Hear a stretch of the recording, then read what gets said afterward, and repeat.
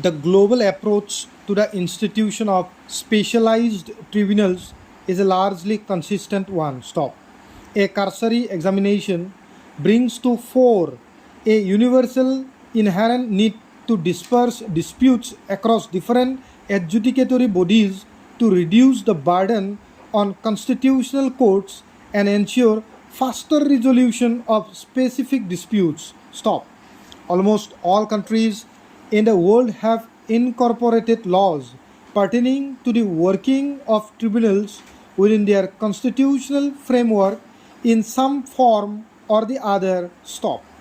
In light of our common law traditions and colonial history, it would be imperative to examine the position of law across the world. Stop para.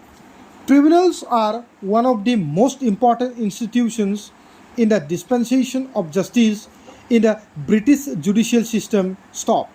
Numerous tribunals have been established to deal with issues involving property rights, employment, immigration, mental health, etc. Stop.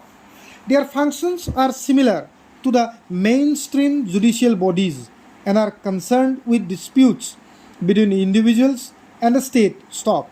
However, there is a stark distinction between tribunals and ordinary courts in England. For unlike ordinary courts, the tribunals comprise of members with special expertise and experience, with many of them being appointed from among us advocates or from persons with technical exposure. Stop. Such tribunalization traces its origins to the early 20th century. Stop.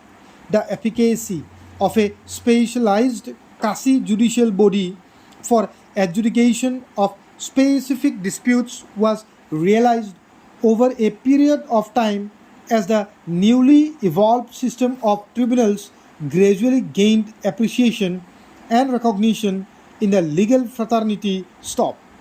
During the development of the railways in the early 19th century, the judges found themselves ill-equipped to deal with technically specialized trade disputes arising from monopolistic railway companies, such inexpert adjudication also resulted in dissatisfaction of the litigants. Stop.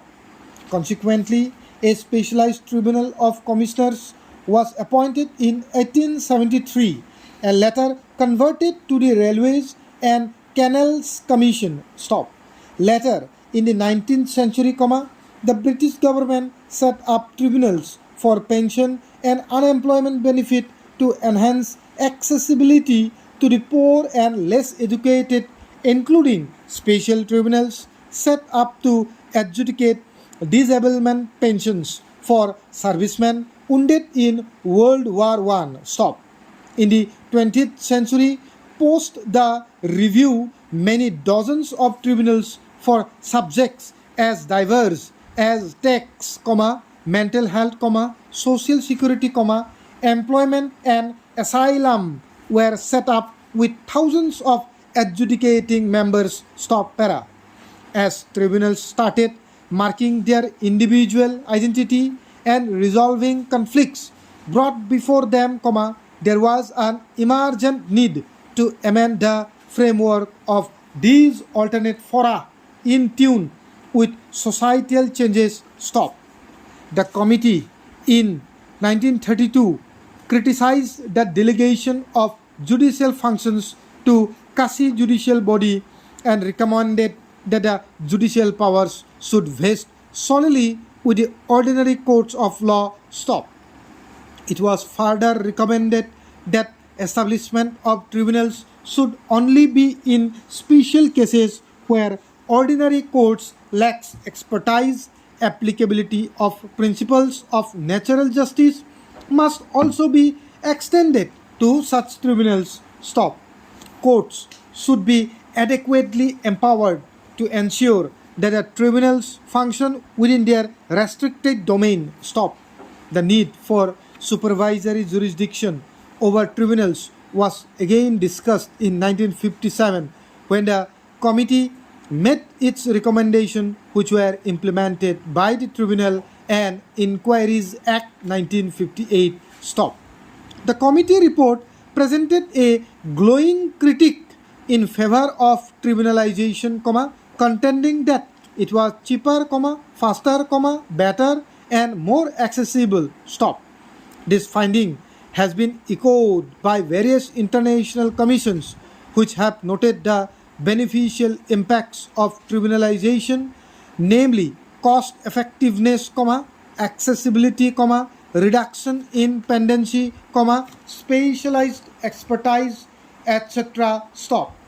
Tribunals are not ordinary courts, but neither are they appendages of government departments.